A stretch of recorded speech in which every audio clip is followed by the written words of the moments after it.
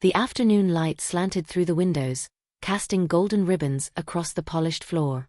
She had always loved this time of day, when the house felt warm, wrapped in the hush of the fading sun.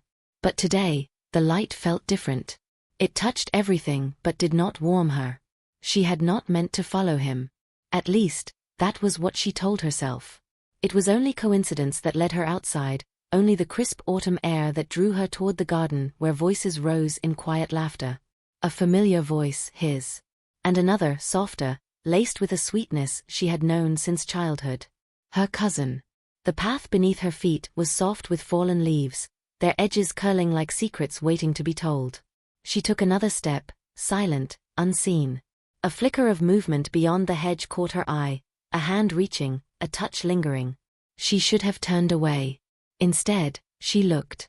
Her husband's fingers brushed a loose strand of hair from her cousin's cheek, a gesture so tender, so practiced, that it spoke of something that had not begun today. His lips followed, pressing against the curve of a smile that was not meant for him. A breath caught in her throat, sharp and bitter. The world did not shatter. No dramatic gasp, no cry of anguish. The betrayal did not crash upon her like a wave. It seeped into her, slow and cold, like the evening chill creeping into her bones. Her cousin laughed softly, pressing herself closer to him. And he did not pull away. Something inside her shifted. Not a breaking, but an unraveling. She turned then, her steps light, careful. She did not run. She did not tremble. The truth was heavy in her chest, but she carried it well, as if she had always known this day would come. As she walked back inside, the golden light of the afternoon faded, swallowed by the quiet approach of dusk. The house greeted her with its familiar hush, the walls standing as they always had, unaware of the storm brewing inside her. She moved through the rooms as if she were a ghost, her hands trailing along the smooth edges of the furniture, her breath steady, measured. She would not crumble. Not yet. She poured herself a glass of water, the coolness soothing against her palm. Lifting it to her lips, she forced herself to drink, though her throat felt tight, as if it no longer belonged to her. The distant murmur of conversation from the garden still echoed in her mind. Her cousin's laughter, her husband's voice, softer than it ever was with her. She set the glass down. It did not break, though for a moment, she wished it had. The front door opened a while later, and she knew it was him before he even spoke. She could always sense him, the weight of his presence, the way the air seemed to shift when he was near. "Hey," he called from the hallway, his voice easy, unconcerned. She turned slowly, smoothing her expression into something unreadable. "You're home late." He smiled, walking toward her, and she saw it then, the same smile he had given another just hours before. It did not falter, not even as he reached for her, his fingers brushing her arm in that absent-minded way they always did. A habit. An instinct. She did not pull away. She let him touch her, let his warmth press into her skin. And yet, she felt nothing. "Got caught up talking," he said, pressing a kiss to her temple. His lips lingered there for a second too long, as if he were waiting for her to melt into him, to respond the way she always had. But she did not. Instead, she only nodded, the motion slow, deliberate. "With family." Something flickered in his gaze, something quick and barely there. "Yeah," he said lightly, turning away as he shrugged off his jacket. "You know how it is." Yes. She knew exactly how it was. She watched as he moved through the space they had built together, unaware that she was seeing him for what he truly was. The man she had trusted. The man who now carried the scent of another. The silence stretched between them, but he did not seem to notice. And so, she let it grow. Let it settle. Let it become the first crack in the foundation of everything they had been. Days passed, each one slipping by like a slow-moving current, pulling her deeper into the silence she had woven between them. She did not confront him. She did not ask where he had been or whom he had touched when he was not touching her. Instead, she watched. She listened. And she waited. At night, when he reached for her, she let him. His hands moved over her skin as they always had, tracing familiar paths, seeking warmth. But something had shifted.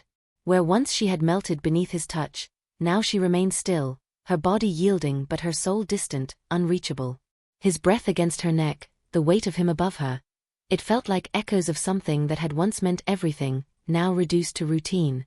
A performance she no longer wished to take part in. And still, he did not notice. She wondered how long he had been drifting from her, how long she had mistaken habit for love, presence for devotion. The betrayal she had witnessed was no sudden fracture, no single moment of weakness. It had been slow creeping, like ivy climbing the walls of a forgotten house, covering every part of what once stood strong.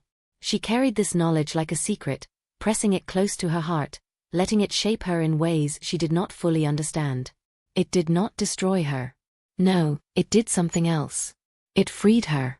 The first time she saw him, the man who would change everything, it was not planned. He had always been there, lingering at the edges of her life. A friend. Steady, familiar.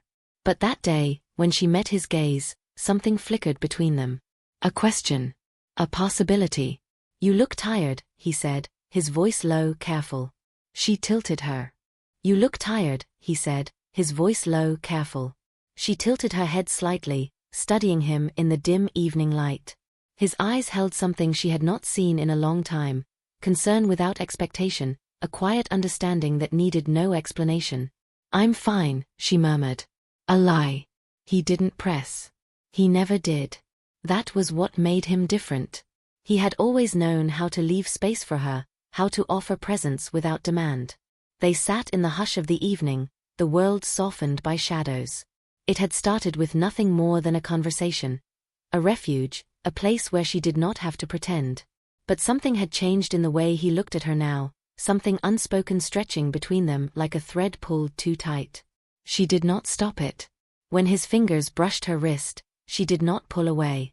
When he moved closer, close enough that she could feel the warmth of his breath, she did not turn. And when he hesitated, when he gave her that final moment to step back, she closed the space between them. His lips met hers with a softness that made her ache. There was no urgency, no reckless hunger. Only understanding. Only the quiet unraveling of something inevitable. The world did not stop. There was no lightning, no grand declaration. Only this. Only him. Only the moment she chose to be touched by hands that had never betrayed her. Weeks passed, and the silence in her marriage became deafening. Her husband still kissed her in the mornings, still called her name as if it meant something. But now, she carried a secret of her own, hidden beneath her ribs, growing with each passing day. She did not regret it. The truth settled in her bones long before she spoke it aloud. And when she finally did, when she told her husband that a life was growing inside her, a life that was not his, she watched the color drain from his face. For the first time, she saw it. Not guilt. Not anger. Fear. Not of losing her. He had lost her long ago. But of the silence that followed, the silence that told him everything was over.